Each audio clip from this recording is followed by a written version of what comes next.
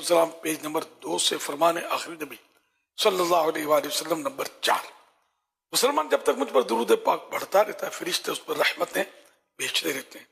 तो बंदे की मर्जी ये कम पड़े या ज्यादा।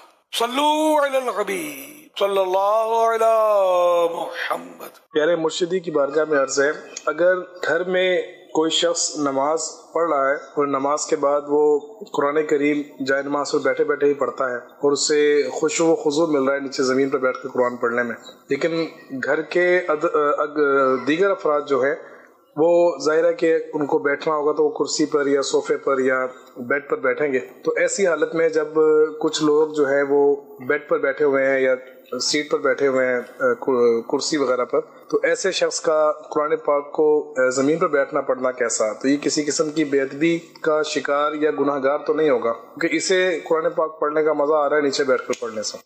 आज जमीन पर बैठकर भले पढ़े जवानी पढ़े, अगर कुरान करीम हाथ में लेकर पढ़ रहा है, बराबर में कुर्सी पर वो बैठा हुआ है, तो अपने दिल से पूछे आपको मजा आ रहा है? अब भी कैसे मजा आएगा? अदब तो नहीं है नहीं। तो अब ये क्या कर, आपस में अंडरस्टैंडिंग होती है बाजू बात, अम्मी जरा पढ़ रहा, उसमें कोई हर्ज नहीं। अम्मी को दूसरे कमरे में अगर दरखास्त कर दी, अम्मी को कोई वजह है वहां बैठने की, तो आप दूसरे कमरे में चले जाए। आपका मजा अपनी तरफ, मुसलमान का दिल खुश करना अपनी तरफ है। जैसे कि कोई विरदो वज़ाइफ पढ़ रहा है तो कोई मुसलमान आया मिलने के लिए, अब क्या करे? और रात भी पढ़ने अपने, वो मिलना चाहता है और वो बैठेगा तो उसको इंतजार की जहमत होगी। तो इस सूरत में आला हज़रत रहमतुल्लाह अलैह ने यही मशवरा दिया है कि विरदो वज़ाइफ रोक कर मुसलमान से मिल ले, उसका दिल खुश कर रहा है। ये इनसे ज्यादा अपने औराद वज़ाइफ से अहम है एक मुसलमान के दिल में खुशी दाखिल करना। तो यूं अगर माँ या बहन या घर का कोई फर्द बैठना चाहता है तो भले बैठे, आप को थोड़ा खुशू आप बोलते हैं तो ये ऐसा खुशू आपका मजबूर क्यों गया यार? वहीं बैठकर पढ़ो तो आएगा, 2 कदम हट जाओगे तो कुरान करीम तो वही है ना। इंशाल्लाह इनको खुश करने के लिए, अल्लाह की रजा के लिए हटोगे तो खुशू बढ़ जाएगा इंशाल्लाह। सल्लू अलल हबीब सल्लल्लाहु अलैहि मुहम्मद। जगह मुख्तसर है, कमरे में इतनी गुंजाइश नहीं है, घर में इतनी गुंजाइश नहीं है, तो क्या उनको ये मशवरा नहीं दिया सकता कि 2-4 को ये कहना कि आप नीचे आ जाएं या यहाँ हो जाए, तो वो बेचारा मतलब कुर्सी पर खुद ही बैठ जाए या ऊपर कुरान शरीफ लेकर खुद ही बैठ जाए कुर्सी पर, खुद ही बैठ जाए? ये मशवरा जहन में नहीं रहा मेरे। उसको जमीन पे बैठकर मजा आता है, उसने सवाल में ये कहा था। तो मगर उनको दूसरों को नीचे बिठाने कुर्सी भी जमीन पे रख लेना। हाँ ये बात सही है, हवा में ना रखे। ओके, ये ज्यादा बेहतर है। और मैं तवज्जो नहीं थी, कोई एडजस्टमेंट कुछ ना कुछ तो करना पड़ेगा ना यार। तो चलते चलते भी पढ़ सकते हैं अगर तवज्जो ना बटे, दीवारों में लगा दें। मेरे पास इतनी बड़ी फ्रेम है सूरतुल मुल्क की, यासीन शरीफ की भी मैंने लगाई हुई है, वो एक लेकर बाजार से मंगवा के, तो जरूरत पड़े आदमी तब तबारकल्लज़ी पढ़ते पढ़ते को भूल गए, अब कुरान शरीफ ढूंढो निकालो वगैरह। तो ये फ्रेम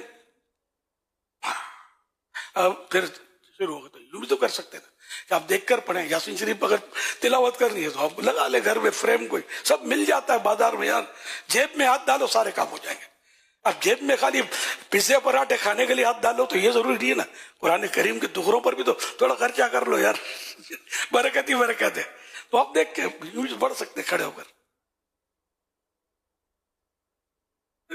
करना हो तो रास्ते 1000, नहीं करना तो बहाने 1000।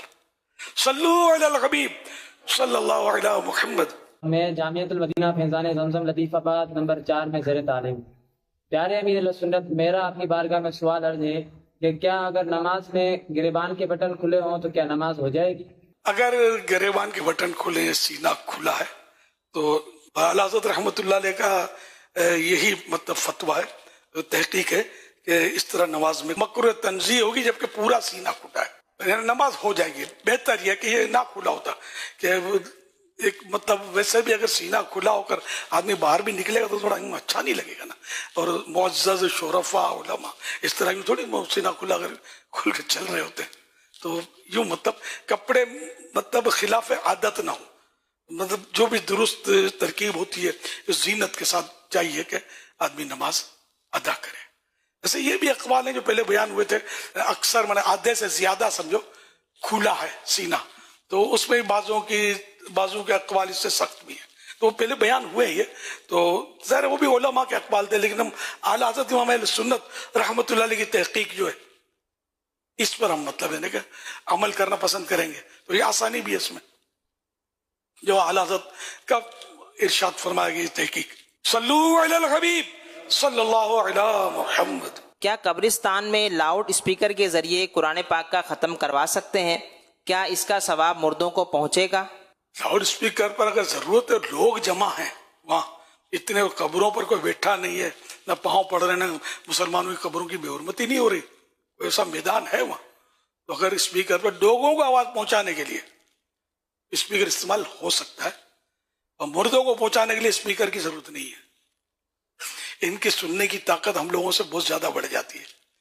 हम कब्रिस्तान के किनारे खड़े होकर, दूर दूर तक कब्रें बनी हुई है, अस्सलामु अलैकुम या अहलल कुबूर, अब लोग या रसूलल्लाह पर कलाम कर रहे होते हैं, मदीना दूर है, मदीना तो हमारे दिल में है। सच्ची बात है, आशिकों के दिल में मदीना है, मदीना दूर है, इतनी दूर आवाज कैसी पहुंचेगी? तो ये तो हदीसों में अस्सलामु अलैकुम या अहलल कुबूर, या माने आए, या रसूलल्लाह माने ऐ रसूलल्लाह। तो ये इंची टेप लेकर आप नापें। हमारा ये ईमान है कि अल्लाह ताला जब चाहता है, जितनी दूर वाले को सुनाना चाहता है सुना देता है। अल्लाह ने सुनाया। तो यूं कब्रिस्तान में हजारों लाखों दफन होते हैं, कितनी कब्रें मिट चुकी हैं। हमने कहा अस्सलामु अलैकुम या अहलल कुबूर, ऐ कब्र वालो तुम पर सलाम हो। आगे यगफिरुल्लाहु लना व लकुम वगैरह वो दुआ है पूरी, तो इसमें भी खिताब भी है कि अल्लाह तुम्हारी हमारी मगफिरत फरमाए वगैरह। तो ये मतलब हम दुआ करते हैं, तो इनकी कोई स्पीकर की जरूरत नहीं है। मनो मिट्टी तले कोई जिंदा आदमी दफन हो तो उसको आवाज नहीं जाएगी। ये कांच साउंड प्रूफ है, आप बोलते होंगे तो मुझे आवाज इतनी नहीं आएगी, माइक बंद हो जाएगा तो यूं करेंगे आप, डुगडुगी बजाएंगे। ये कांच गिलास जो लगा हुआ है, आपको आवाज नहीं आ रही, ठीक है ना, बगैर गिलास के, माइक के बगैर। तो हम लोग जिंदा लोगों की सुनने की ताकत, फिर हम बहरे भी हो जाते हैं, किसी की आवाज में कमी भी आ जाती है, कोई डेफ भी होता है। कब्र में मुर्दे में कोई डेफ नहीं होता, सब सुन रहे होते हैं, अल्लाह सबको सुनवाता है। यहाँ तक गैर मुस्लिम भी सुनता है, जी हाँ, गैर मुस्लिम भी सुनता है, देखते भी हैं। ये अल्लाह पाक की दी हुई ताकत है। तो यूं मतलब है कि इनको माइक की जरूरत नहीं, बंदों को जरूरत है कब्रिस्तान में। तो जो मैंने सूरतें बताई इसके मुताबिक बंदों को सुनाने के लिए माइक लगाने में कोई हरज नहीं। सल्लू अलल हबीब सल्लल्लाहु अलैहि मुहम्मद सल्लल्लाहु ताला अला मुहम्मद। ये नबील सवाल कर रहे हैं, कह रहे हैं अगर वालिदैन ने मोहम्मद नाम ना रखा हो तो क्या फजीलत पाने के लिए खुद अपना नाम मोहम्मद रख सकते हैं? कोई हरज नहीं है बाद में रखने में। जैसे कि अब वो पता चला कि वालिद ने रखा ही नहीं है तो मैं अपना नाम मोहम्मद, इसमें नियत करनी पड़ेगी प्यारे आका सल्लल्लाहु अलैहि वसल्लम की मोहब्बत की वजह से और नाम मुबारक बरकत हासिल करने के लिए अपना नाम मोहम्मद रखता हूँ। नाम भी रख सकते हैं, तब्दील करना चाहें अपना नाम के, कोई वालिदैन ने या वालिद ने या किसी ने नाम ऐसा रखा जिसके माना अच्छे नहीं है, बुरे हैं। अगर बुरे माना तब्दील करना पड़ेगा, हाँ करना होगा, तो तब्दील कर दे। अब दूसरों के पीछे फिरे कि आप बदल दो आप बदल दो, ये जरूरी नहीं। अगर कोई ऐसी शख्सियत है, अहले इल्म है, जो इन चीजों को समझते हैं, अच्छा नाम वो दे सकते हैं, सलाहियत है, उनसे ले लिया, या बरकत के लिए किसी बुजुर्ग से ले लिया, दुरुस्त है। लेकिन ये कि जरूरी नहीं है कि वो बुजुर्ग से ही तब्दील हो, खुद भी तब्दील कर सकते हैं, बुरा नाम बदलना होगा। मेरा नाम मोहम्मद इलियास कादरी है, लेकिन मुझे बचपन में बाबू कहते थे घर में, मैं अपने माँ बाप का छोटा बच्चा, तो इसलिए बाबू, और जवानी में भी था बाबू, जब तक मेरी माँ जिंदा थी, अल्लाह गरी का रहमत फरमाए। तो आहिस्ता आहिस्ता फिर है कि अब मुझे ये पता नहीं कि मेरे इलियास का तो पता था कि मेरा नाम इलियास भी है, अब मोहम्मद नाम रखा या नहीं रखा मुझे इसका कोई इल्म नहीं था, मैं मुतरद्दिद था। रखा होगा लेकिन मुझे कोई इसका, मेरे वालिद मोहतरम तो 1.5-2 साल का था शायद, तो वफात पा गए थे, अल्लाह इनको भी गरी का रहमत फरमाए। तो इनका जाहिरी तौर पर साया शफकत तो मुझे यूं नहीं मिला ना, मिला तो जिस उम्र में मिला तो मैं शऊर नहीं रखता था।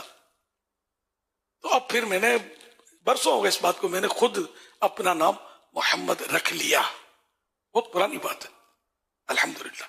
मैं उस नाम से तो मेरे करोड़ों बच्चे हो जाए, मोबाइल गए होते नहीं किसी के, सबके नाम मोहम्मद या अहमद रखूंगा, अपने भी। आप भी ये नियत करें। अच्छी नियतें करने में क्या हर्ज है, ताजीम के लिए और नाम मुबारक से बरकत हासिल करने के लिए।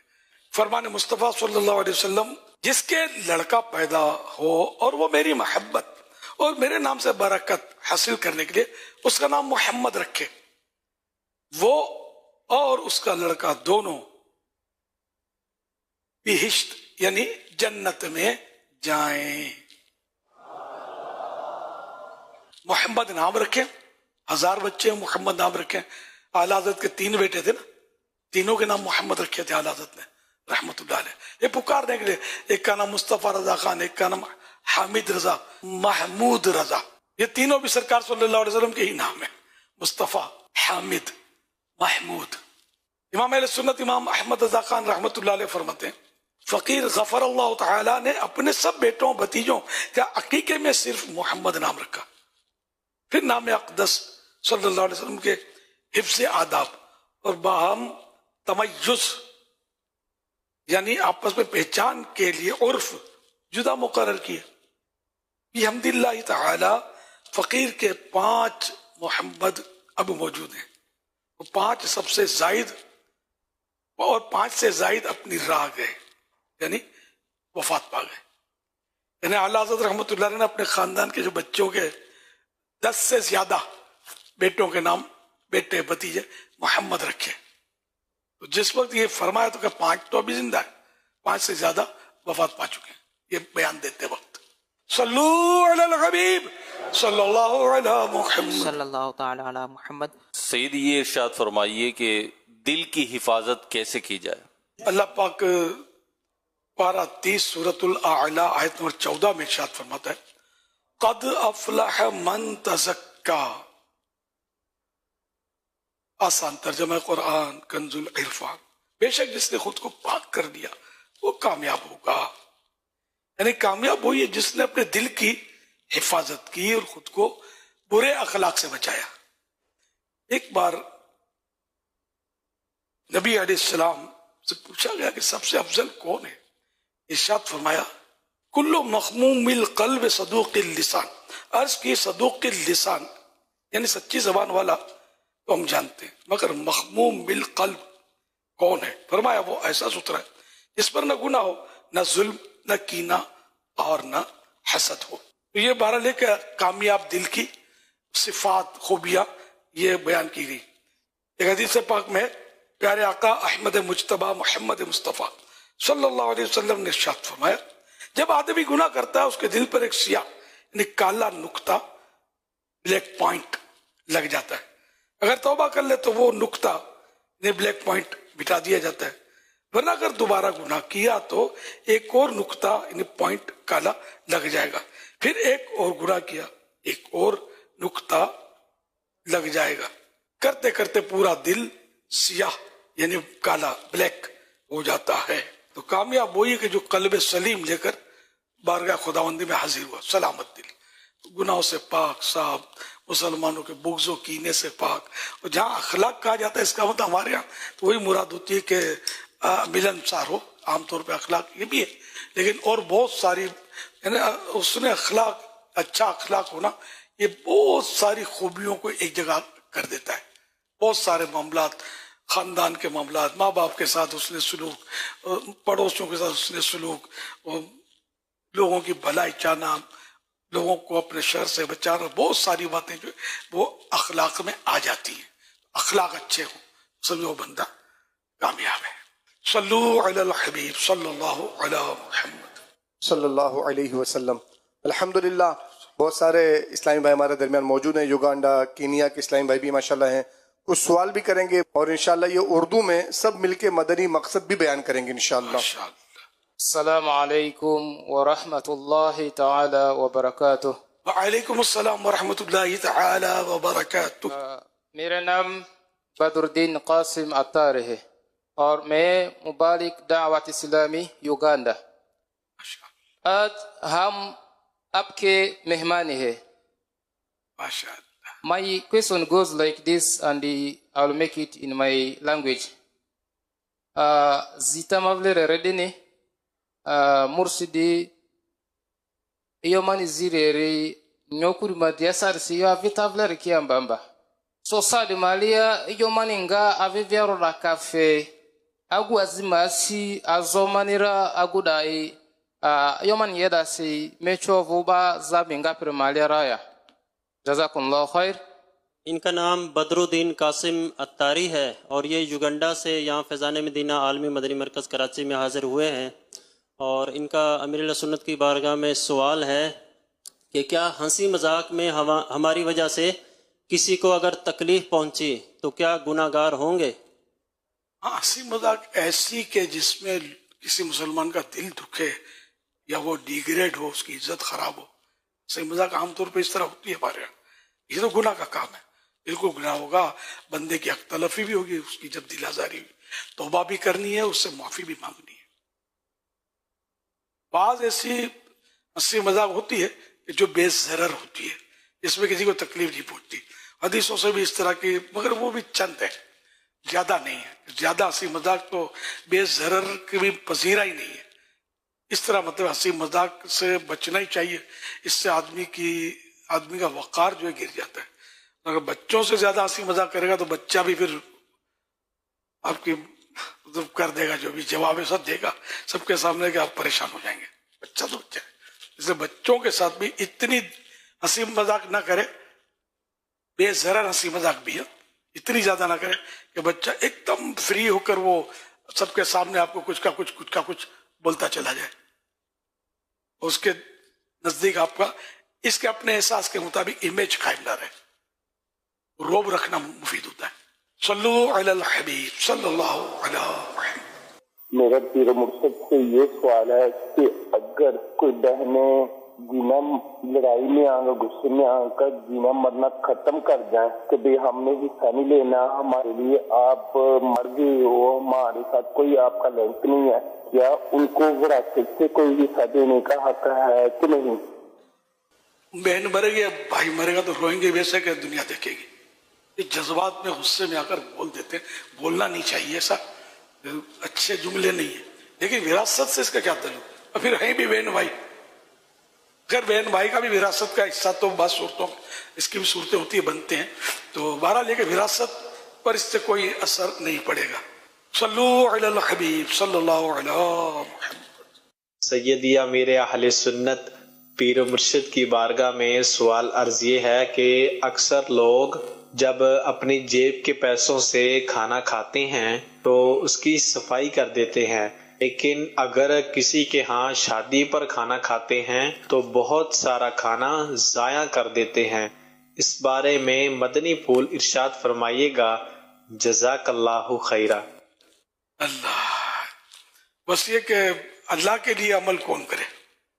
ना अपना खाना जाया करना है, ना दूसरे का जाया करना है। अपना खाना इसलिए वो जाया नहीं करता कि पैसे लगते हैं, खर्चा बचाओ तहरीक चलाते हैं, और दूसरों का जाया करते हैं अपने जेब से कौन सा जाता है। ये तो जरा बेमुरवती भी है, एक मुसलमान की बदखाही भी है। खैर ख्वाही तो नहीं हुई ना मुसलमान की भलाई चाहना, ये तो नहीं हुआ ना बुराई चाहना हुआ। पैसा जाया होता था अपने जेब से कौन जाया यार, चूल्हे में इसका होगा ना, यही आप तो मुराद तो निकलेगी। ये इम्तियाज दर्जे की बेमुरवती नहीं है, अपने भाई के लिए इतना बुरा चाहना। हदीस से पाक बनते ना कि मोमिन कामिल मोमिन के लिए के जो अपने लिए पसंद करे वो अपने भाई के लिए भी वही पसंद करे। तो जब अपने लिए चाहता है कि खाना जाया ना हो, पैसे जाया ना हो, तो अपने मुसलमान भाई के लिए भी यही चाहना होगा।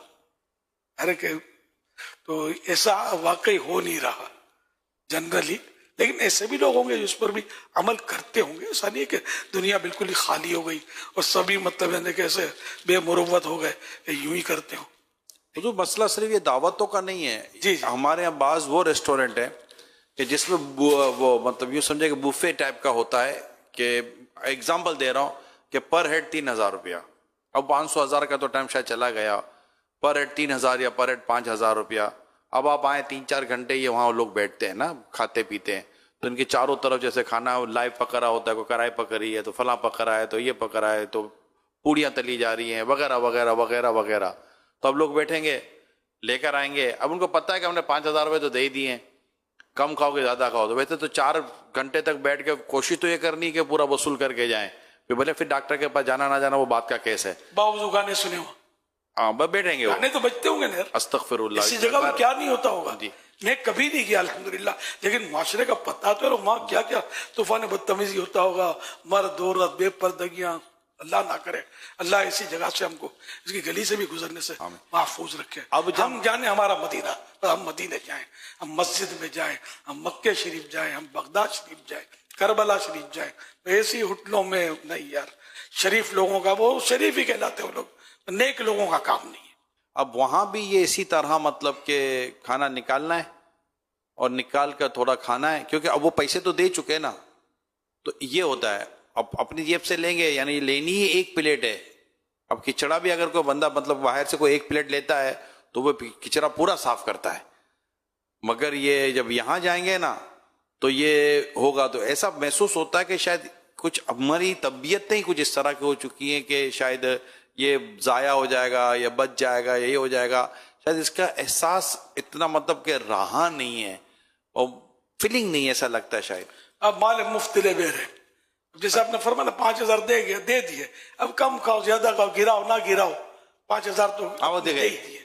तो अब यूं अल्लाह से डर नहीं लगता कि ये गिराएंगे, होटल वाला कुछ नहीं बोलेगा, लेकिन वाकई हमने जाया किया जी हाँ। और ये जाया करना पाया गया। एक तो एक बर्तन में अधूरा छोड़ दिया, इसको जाया करना नहीं बोलते, ये अब जो जाया करेगा ये उसका बेटर है। हमने जाया कर दिया, डस्टबिन में मसलन डाल दिया, तो डस्टबिन वो जगह जहां से वापस लोग निकाल कर खाने का उर्फ नहीं है। अब कोई फकीर फुकरा गुरबा को वो दिया जाता, वो एक अलग सूरत बनती है कि वाकई पता है कि भाई इस जगह डालोगे तो ये गरीबों को दे दिया जाएगा और जाया नहीं होगा, तो फिर इसका हुक्म अलग होगा। तो यूं मतलब अगर वाकई जाया करना पाया गया तब भी किसी को परवाह नहीं होती, यूं पानी पी के यूं फेंक ही देते ना अधूरा, तो आम रवाज है, ये भी हराम है। पानी को यूं फेंक देना ये अल्लाह की नेमत है, ये जाया हो रहा है, ये गुनाह है यूं फेंक देना, बल्कि यूं खाली खाली कुछ कतरे तो यूं गिराते हैं। बोतल पियेंगे इसमें को छोड़ देंगे, जबकि बिल्कुल आम है कि ये बोतल का बचा हुआ अब किसी ने पीना नहीं है, ये जाया होगा। चाय थोड़ा छोड़ देते हैं चाय की प्याली में, ये फैशन है पता नहीं क्या है, तो इस तरह लोग ये कर रहे होते हैं, घरों में भी कर रहे होते हैं इस तरह। बास काम ऐसे कि जो कंबाइंड है, सब जगह करते होते हैं, बास काम सब जगह ये नहीं कर रहे होते अवाम जो है। अल्लाह पाक का खौफ नहीं है, इसका एहसास नहीं कि मैं कहीं गुनाह में न पड़ जाऊं, मैं नेकी कैसे करूं, ये सवाब कैसे मिले, ये सोचें न होने के बराबर है। तो यूं मतलब ये लोग कर रहे होते हैं, शादियों में नियाज का खाना भी गिरा रहे होते हैं, ये नहीं कि खाली शादी का गिराएंगे, वलीमे का हो या अकीके का हो या किसी के घर मेहमान होंगे तो भी मतलब वो गिरा रहे होते हैं, अपने घर का भी गिराते हैं, लेकिन शायद कुछ ना कुछ एहसास होता होगा, खुसूसन मुतवस्सित तबके को या गरीब तबके को। अल्लाह के लिए एहसास हो ना तो बात बने, गरीब को भी यूं होगा कि यार महंगाई है ना, खाना यार नहीं है, बेटा साफ करो। किसी ने बताया कि अब तो मेरी बच्चों की अम्मी है ना, ये बत्तियां नहीं जलाने देती, आवाजें लगाती, बंद करो इधर की बत्ती बंद करो, अरे पैसे बचाने के लिए, बिल महंगा हो गया। तो इस तरह मतलब ये कि चलो पैसे बचाने के लिए करते हैं, तो कोई तो फायदा तो है, दुनिया का फायदा तो मौजूद है, गुनाह से बचत भी है कि अगर बिला जरूरत बत्तियां जल रही हैं तो बिजली जाया हो रही है, कोई जरूरत नहीं है, तो ये तो फिर इसराफ में जाएगा। और ऐसा इसराफ जिसमें माल जाया हो ये हराम होता है, ये गुनाह का काम होता है। इसकी मिसाल आला हज़रत ने बड़ी प्यारी दी है, जिससे कि कोई कमरा है, दिन का वक्त भी है मसलन, और खिड़की खोलो तो रोशनी आती है, अब ना उसमें से सर्दी लग रही है ना कोई और धूल चल रही है कि जोरदार हवा से, या कोई ना कि प्रॉब्लम नहीं है, ये मैं खुलासा कर रहा हूँ आला हज़रत के इरशाद का, कोई नुकसान नहीं है। खामा का खिड़कियां दरवाजे बंद कर दी, रोशनी का रास्ता रोका, अब बत्ती जला ली, और इसमें कोई मसलहत नहीं है, तो अब ये इसराफ है।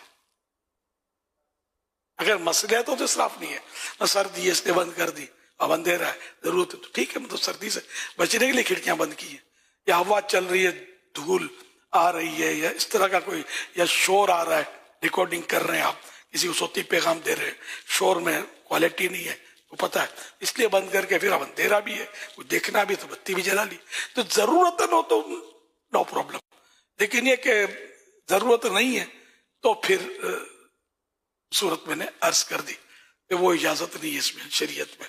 तो ये मतलब इसको कोई इस पर गौर आमतौर पर नहीं करता, वो चल रहे होते जिस तरह अपने हिसाब से चल रहे होते, जो समझ में आया नहीं आया, सुस्ती कर दी, बत्तियां जल रही है यार कौन बंद करेगा यार। तो ये होता है हमारे यहाँ। तो महंगाई, बिल ज्यादा होना, और ये तो सही बात है, ये बच्चों को डराने के लिए या अपने दिल को मनाने के लिए होना हरज नहीं है, लेकिन असल नजर रब की खुशी और नाराजगी पर होनी चाहिए। चाहे मतलब 1 रुपये का यूनिट हो उसका, तब भी फजूल होगा। 100 रुपये का यूनिट है तब भी फजूल होगा। बिजली के यूनिट्स मुराद हैं। तो इस तरह मतलब ये कि फजूल से बचना है। 1 पैसा जाया करना भी फजूल और फजूल, 100 रुपये जाया करना फजूल और फजूल, इन दोनों में रब की नाराजगी मौजूद है। सल्लु अलल हबीब सल्लल्लाहु अलैहि वसल्लम। प्यारे अमीर सुन्नत की बारगाह में सवाल अर्ज है कि अगर बंदा नमाज पढ़ रहा है और फर्श में टाइल पर जो है मौजूदा दीवार पर लगी हुई घड़ी का अक्स नजर आता है, जिसकी वजह से फर्श पर टाइम साफ दिखाई दे रहा है कि कितने बजे हैं। अब अगर मुक्तदी उस टाइम को देख ले समझ लेता है कि मिसाल के तौर पर 9:30 बजे है, उसको नमाज में पता चल गया, फर्श पर जो अक्स नजर आ रहा था उससे पता चल गया कि टाइम कितना हो रहा है, तो क्या उसकी नमाज टूट जाती है? इस हवाले से रहनुमाई इरशाद फरमा दीजिए, और ये भी इरशाद फरमा दें कि इस हवाले से क्या क्या एहतियातें करनी चाहिए। अल्लाह, ये तहरीर जो है दुनियावी तहरीर नमाज में इस तरह पढ़ी कि समझ आई, मगर जबान से नहीं पढ़ी, इससे मतलब कोई फर्क नहीं पड़ेगा। बगौर से ना देखे, वरना खुशू तो डिस्टर्ब होगा उसका। और ये तो आपने बिल्कुल यूनिक बात की। आमतौर पे इतने फर्श कहाँ मतलब चमकदार होते हैं कि इसमें नजर पड़े यार। कारपेट बिछे होते हैं, चटाइयाँ, अच्छा वो गर्मियों में कहीं ऐसा हो सकता है। मुझे तजुर्बा नहीं है, होता हो तो ठीक है, मतलब एहतियात करें। या ऐसी घड़ी तो कोई सी भी रखेंगे, उसका अक्स यानी उसका परछाई तो उसकी, अब फर्श, बत्तियां, अब ये सब बंद तो नहीं हो सकती। कारपेट हो तो फिर नजर नहीं आएगा, या चटाई वगैरह हो। सल्लु अलल हबीब सल्लल्लाहु अलैहि वसल्लम। रिजवान सवाल कर रहे हैं, कह रहे हैं कि हमारे यहाँ निकाह पढ़ाते वक्त काजी साहब दूल्हे को कलमा पढ़ाते हैं, कहीं 6 कलमे पढ़ाए जाते हैं, कहीं 2 या 3 कलमे, तो क्या दूल्हे को ये कलमे पढ़ाना जरूरी होता है? उसकी इज्जत से खेलना होता है इसमें, तो बेचारा क्या पढ़ रहा होता होगा घबराहट के मारे। वरना फी नफ्स ही कलमे पढ़ाना यार शरन, तो इस पर कोई कलाम नहीं है, अच्छा काम है। लेकिन यार किसी और मौके पर कलमे पढ़ा दिए जाए, नहीं पढ़ सकते बेचारे। इनको 2 नफले पढ़ाते दूल्हे को पहली रात, इसको इशा नहीं पढ़ाते, 2 रकात पढ़ाते। और देखा है इतने बड़े कचरे, तो ये टाइट और पता नहीं उल्टे सीधे कपड़े फिर वो किस तरह मतलब रस्म नमाज अदा कर रहा होता है। नमाज अल्लाह नसीब करे। अब जो नमाजें पढ़ता ही नहीं है, बन बे नमाजी, चलो शादी के बहाने उसको रब की बारगाह में झुका तो दिया। तो खैर, तो ये मतलब बस आमतौर पर रस्मी तौर पर हो रहा है। कलमे भी पढ़ाए जाते हैं, हर जगह नहीं पढ़ाए जाते ना, ये कोई शराइत में से। लेकिन दूल्हे की इज्जत से इसमें बेचारे को बहुत परेशानी हो जाती होगी। नहीं आते यार कलमे के तलफ़ुज़, आते भी तो घबरा जाएगा उस मौके पर। पता नहीं कौन सी दुनिया में बेचारा सैर कर रहा होगा, आप पकड़ के लाते के कलमा पढ़, फिर कहीं निकल जाता होगा, तो फिर ले आते होंगे दूसरा सुना। अब ये इतना आम है कि मेरे हवाले से जाएगा तो मुझसे नाराज हो जाएंगे लोग कि ये हम तो हमारे परदादे दादा परदादा से ये रस्म चली आ रही, कलमे पढ़ने से मना करता है। मना नहीं कर रहा मैं आपको समझा रहा हूँ कि जिसको पूछे उसकी बेचारे की। अब बिल फर्ज को मुसलमान है पक्का, और कलमा उसको नहीं आता पढ़ना, तो ये थोड़ी कहेंगे कि मुसलमान नहीं है। मुसलमान होने के लिए कलमा याद होना शर्त थोड़ी है।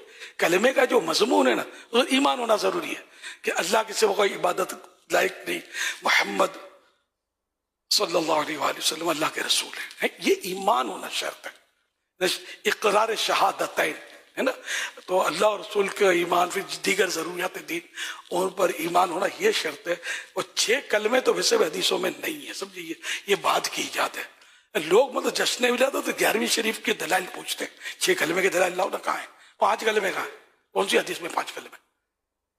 तो 12 लेके अगर यूं देखा जाए ना, तो पूरा ला इलाहा इल्लल्लाह मुहम्मदुर रसूलुल्लाह सल्लल्लाहु अलैहि वसल्लम एक जगह पर, ये भी कुरान में नहीं है।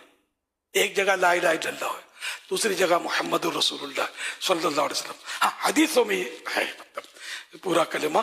तो यूं मतलब ये कि 5 कलमे 6 कलमे के मज़ामिन दुरुस्त हैं, अच्छे हैं, पढ़ने चाहिए, याद करने चाहिए, बच्चों को सिखाने चाहिए।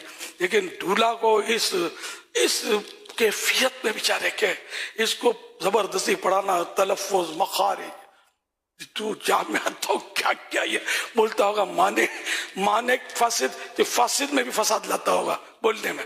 अब पढ़ाने वाले को भी क्या समझ पड़े कि सही पढ़ रहा है कि नहीं। अब वो खानदान वाले जो आगे पीछे जमा होते हो, इसकी हालत कैसी होती होगी। और ससुराल वाले भी होते होंगे, अच्छा दूल्हे मेरे को तो कलमा भी पढ़ना नहीं आता।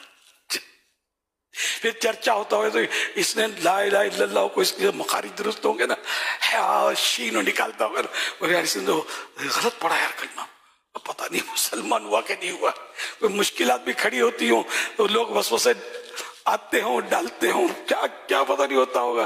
तो इसलिए वो बहरहाल कहीं भी किताबों में नहीं लिखा, हमारी किताबों में कहीं भी नहीं लिखा कि दूल्हे को कलमे पढ़ाओ। ये लोगों की तरफ से आ रहा जिद्दी पूछती, हम भी देख रहे हैं मतलब कि हो रहा है। हर जगह नहीं, हमारी बिरादरी में नहीं है। अपने तो कलमा हमारे कितने इस्लामी पढ़ाते हैं निकाह, मैंने न जाने कितने निकाह पढ़ाए, मुझे याद नहीं पड़ता कहीं मैंने कलमे पढ़ाए।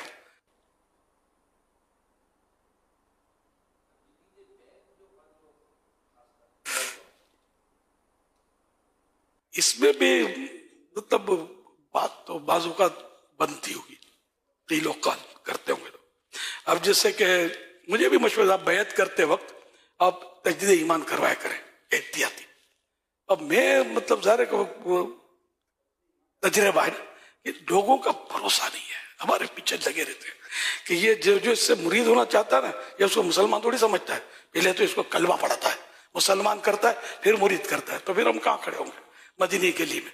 तो ये जरूरी तो नहीं है कि मैं इसको तजदीद ईमान करवाऊं। हाँ, कभी कोई और खास महफिल हो उसमें तजदीद ईमान किसी और उन्वान पर करा लिया, वो अलग बात है कि हर वक्त करना चाहिए, सबको करना है। मुरीद करते वक्त क्यों, इसी तरह शादी के वक्त क्यों। तो अगर दूल्हे को पता है कि उसने कुफ्र किया हुआ है, तो अगर एहतियाती तौबा करवा दी तो क्या ही मुसलमान हो जाएगा। उसको तो पता नहीं, उस कुफ्र पर तो बड़ा हुआ है, वो बेचारे को पता ही नहीं है, वो बेचारा भी न रहा, माइनस बेचारा। अगर उसने कोई सरी कुफ्र, खुला कुफ्र किया हुआ है तो हो जाता है आदमी से, तो उस कुफ्र से तौबा करनी होगी। तो यूं मसाइल इसके पेचीदा है।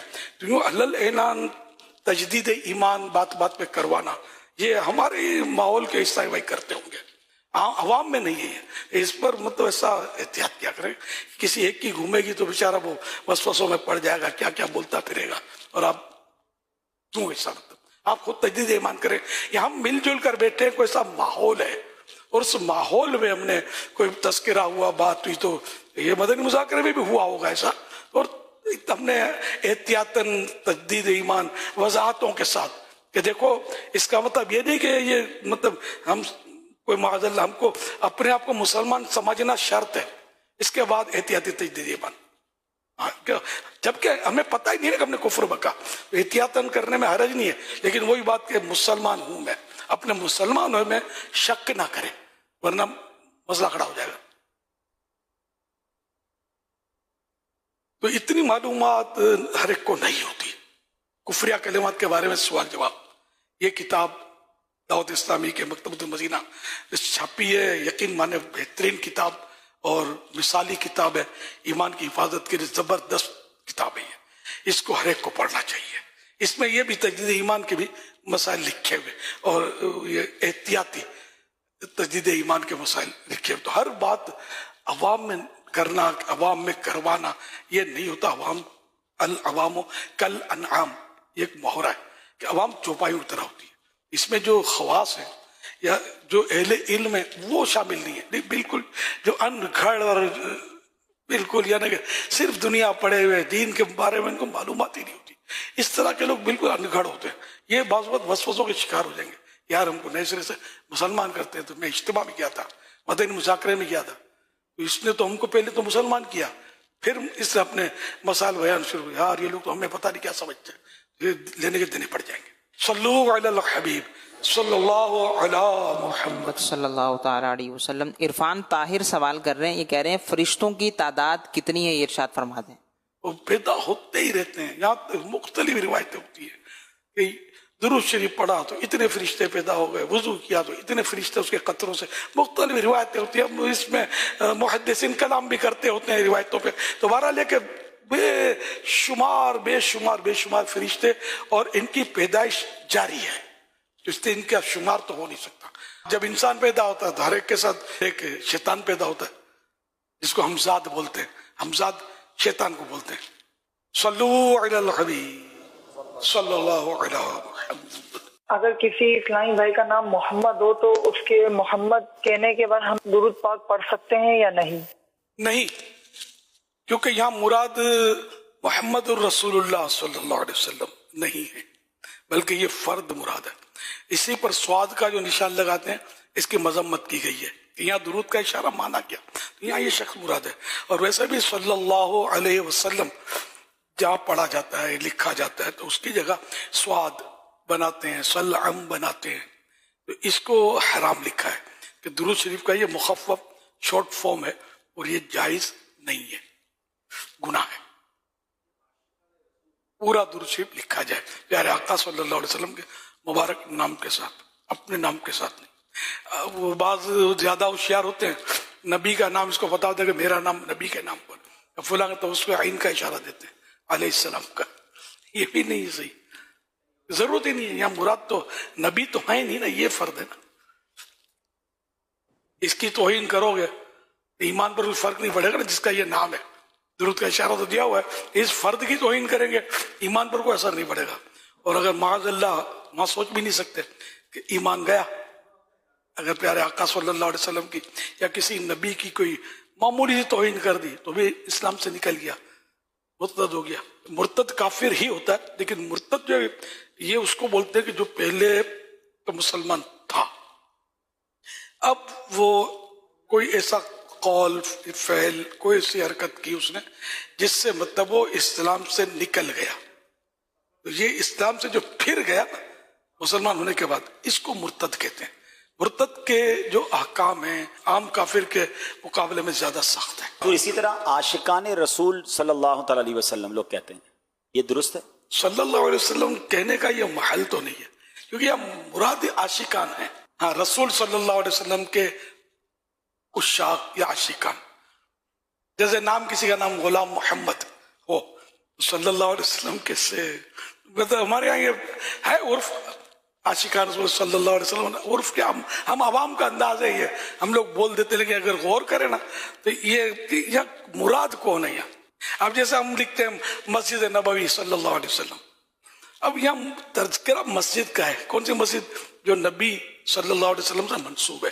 तो ये तो हो सकता है कि नबी सल्लल्लाहु अलैहि वसल्लम की मस्जिद नबवी, तो इस पर जो मोहतात जुमला ये बयान किया जाता है, मस्जिद नबवी अला साहिब अस्सलातु वस्सलाम, मस्जिद नबवी इनके साहिब पर, यानी जो ये मस्जिद जिनकी तरफ मंसूब है उस पर दुरूद व सलाम।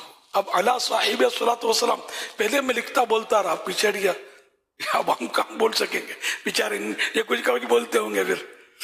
तो यूं मतलब तो है, बहुत सारे अल्फाज ऐसे हैं कि हम लोग बोल रहे होते, मैं भी बोल रहा होता हूँ, लिख रहा होता हूँ, तो लेकिन ये अंदाजा होता है कि यहाँ जरूरत नहीं है, मतलब ये लिखने का है कि वो बनता नहीं है कुछ लिखना। यहाँ किसी का नाम आमीना है, अब मेरी माँ आमीना रज़ी अल्लाह अन्हा, ये मैं कहूँ तो कैसा लगेगा?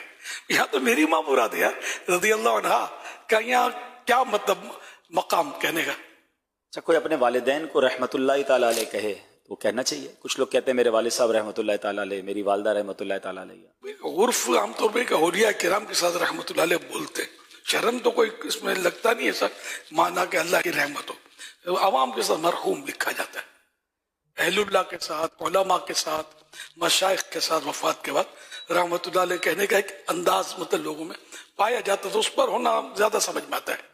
अब बाप है, अब दाढ़ी गुंडा है, या नमाज का भी ठिकाना नहीं, या और भी कुछ इसके मशहूर कारनामे है, अब मरने के बाद रहमतुल्लाह अलैह हो गए भाई, विलायत मिल गई। अवाम लेकिन अवाम जो है ना, ये औलिया किराम के साथ मुझे एक चुटकुला बहुत पुराना याद आ गया।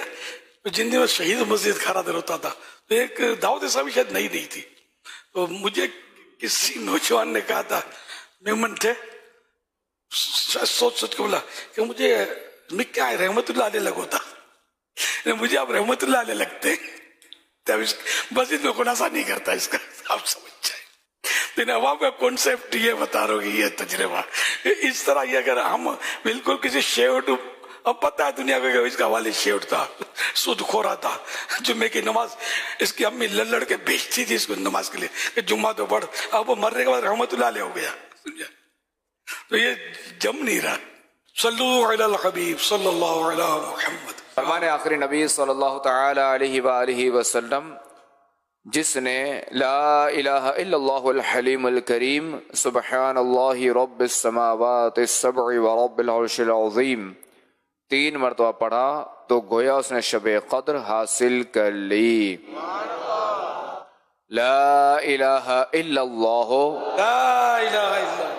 अल हलीमुल करीम सुब्हानल्लाहि रब्बिस समावाति as-sab'i wa rabbil arshil azim la ilaha illallah